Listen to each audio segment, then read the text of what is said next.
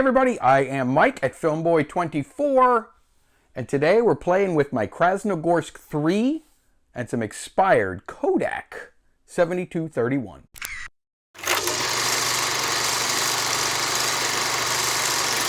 Well, it's that time of year again. You know, the time where I break out a brand spanking new camera to me.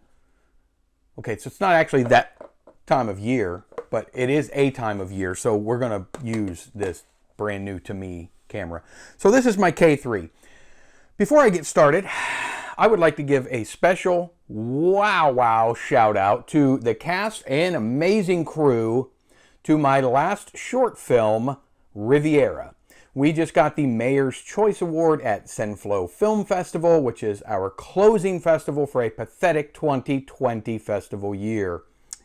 So big shout out to everybody involved, from my best bud Jupes to Javo Scott, Rob Lasardo, Cheryl Carbonell, Dave McMahon, everyone involved, Devin, and I know I'm missing a bunch of people. My awesome wife for being involved in every film I've ever been a part of, and Sandy and Eric, woof, and everybody else that I totally forgot. I know I did. So, but I'm super excited. If you want to see the movie, it's called Riviera. It's about 16, 17 minutes long. I'll put a link to it in the description. On to the main event. So I just got this K3 about 2 weeks ago. And I did a lot of reading on it before I got it, and apparently they are known for light leaks and a few little quirks, but overall most of the reviews were positive. I've been wanting one for a while. I shoot my Bolex H16, but I really wanted to see what this would do, especially since it's really easy to convert these guys to Super 16, which I will be doing very soon, and I have the parts in now. So this is a very basic, and I mean very basic, Russian 16mm camera. I believe they were built in the 70s. It's a very simple camera. It consists of your filming speed dial, and it goes from 8 to 48 frames per second. And I hope I'm not hitting the microphone. It has your light meter on-off switch. A lot of the light meters don't work in these. In fact, I don't know if this one works. I didn't mess with it. But the center is the on and off, and then the outer ring, whenever you adjust your filming speeds, it does adjust your shutter speed a little, so you will adjust your light meter to match your film's ASA or ISO and your filming speed. That sort of calibrates the light meter that's built into this. It has your loading door or film compartment.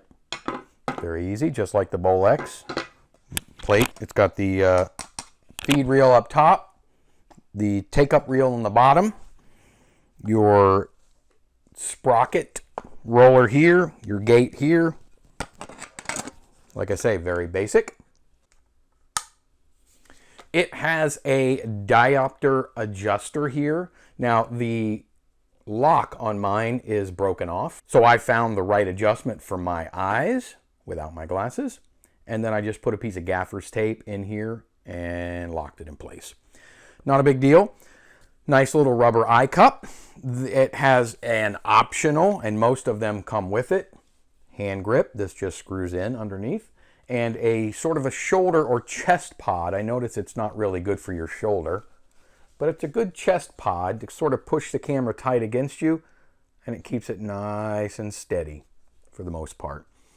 It does have a single frame. I can't remember which one's which, but it has a threaded socket for single frame, both in the front at the trigger and in the rear. I believe the rear one is for single frame.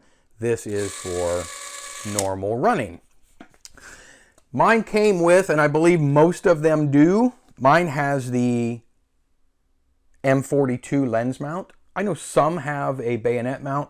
Mine has the M42, which is nice because I'm going to try some M42 sort of Pentax lenses on this.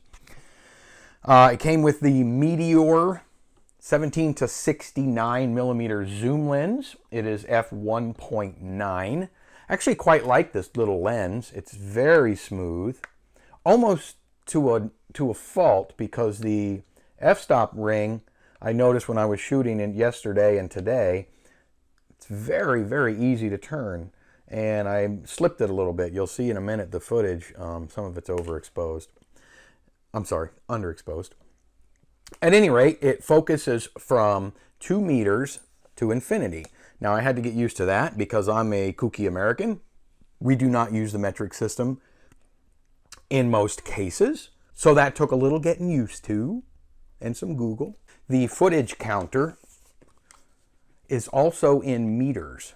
Since I am not really quick in meter to feet conversion, I put a little piece of painter's tape here on the back and just did a couple of quick boom boom conversions just so I know, and they're rough. 20 meters, 65 feet. I know that's close. I think maybe closer to 66. At any rate, I had never shot this camera before, so I took an old roll, sealed roll, of this Kodak Plus X 7231. I love this film. I wish they still had it and still made it. It is my all-time favorite black and white film for movie photography. So whenever I find it or whenever I see it come up for sale anywhere online, I like to try and grab it. At any rate, I used that roll of film, it's empty, in this camera over the last 2 days in the backyard. And I basically just wanted to test and see if there were light leaks. So I didn't tape the door. I didn't really cover the eyepiece. I didn't really do anything to try and prevent light from getting into this camera while I was filming, because my whole intent was to make sure it didn't have any natural leaks. I think I'm going to take that shoulder mount off. Well, maybe not. So, what did I find out? Well, you're going to find out with me, because I shot the whole roll. I developed the whole roll in HC110B formula for 4.5 minutes. I then dried the whole roll, scanned the whole roll in 2K on my Mark I Retroscan Universal, and here's what I got.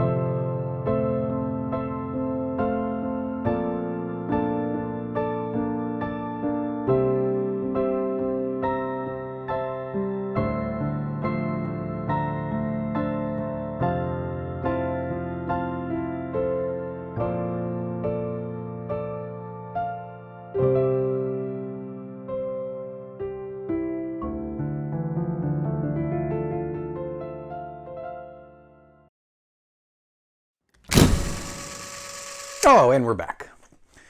So yeah, other than the fact that I underexposed a lot of areas because I didn't meter it properly. I didn't use the internal light meter in my camera, like I said earlier. And I didn't meter it exactly right, but that's okay. I really wanted to just see if there was any light leaks or any issues. It was very easy to load, and I'll probably do a video on loading this guy. I'm also going to do a video on my, in fact, 1 second, let me get it. I'm going to show you the parts. And I'm back.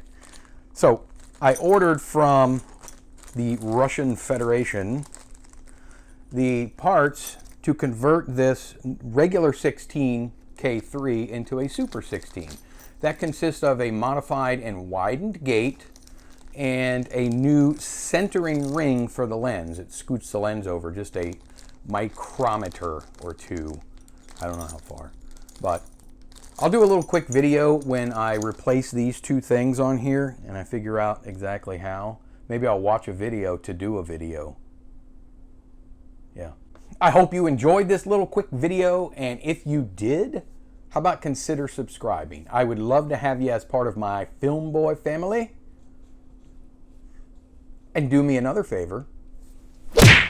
Yeah, you know it. Punch that like button for me. And leave me a comment. Let me know what you think.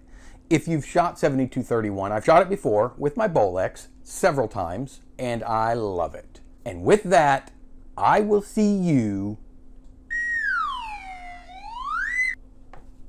on the next go around.